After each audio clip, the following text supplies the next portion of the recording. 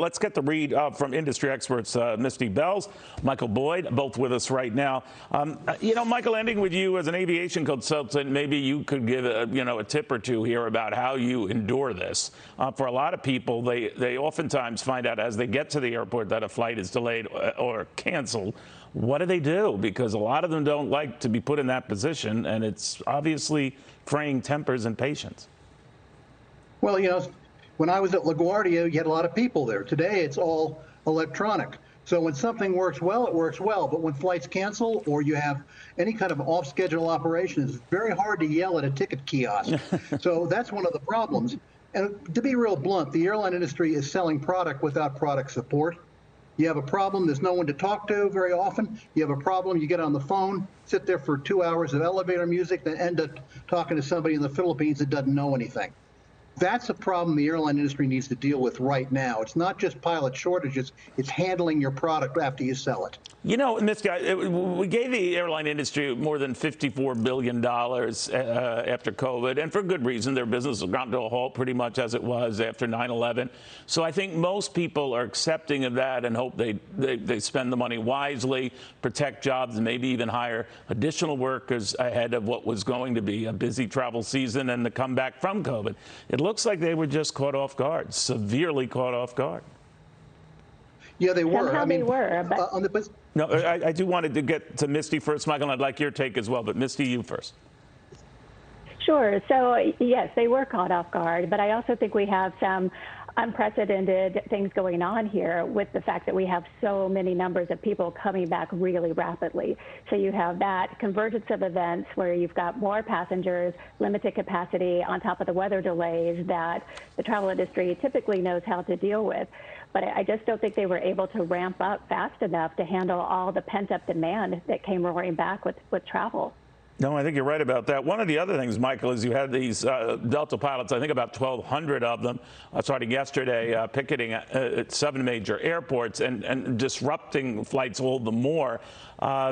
It's like the industry is turning on itself.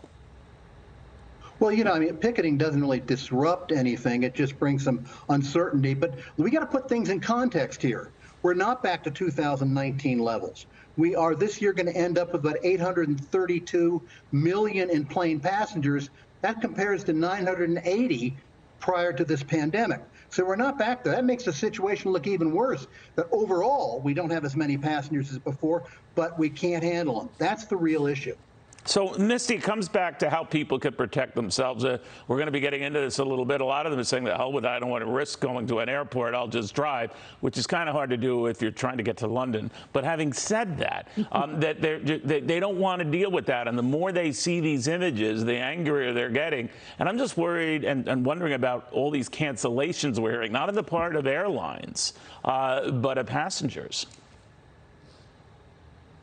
Well, I do think passengers are very frustrated, and they, understandably so. Nobody wants to be stuck at an airport.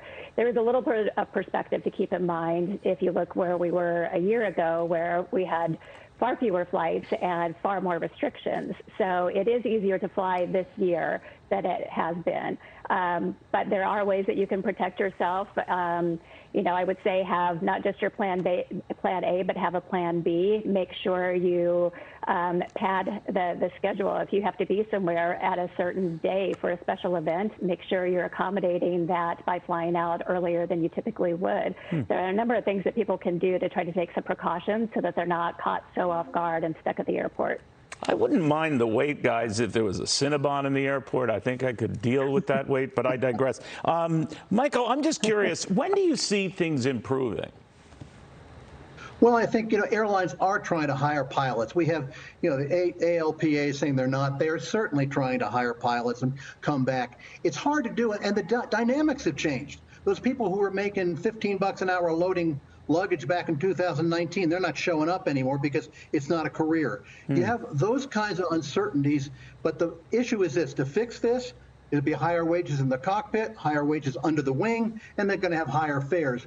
When you have 8 to 12% inflation and $5 a gallon for unleaded, I wonder what the consumer really is going to do in the next quarter or so. Yeah, we're wondering so much about the workers in the airline industry. What about the people who make that work possible? That could be in question. Michael, final word. Misty, want to thank you very, very much. Hi, everyone. I'm Brian Kilmeade. I want you to do me a favor. I want you to click to subscribe to the Fox News YouTube page. This is the only way that I know for sure that you're not going to miss any great commentary, any great news bites, any great interviews coming your way on Fox. You can get it all here on YouTube. So subscribe right now.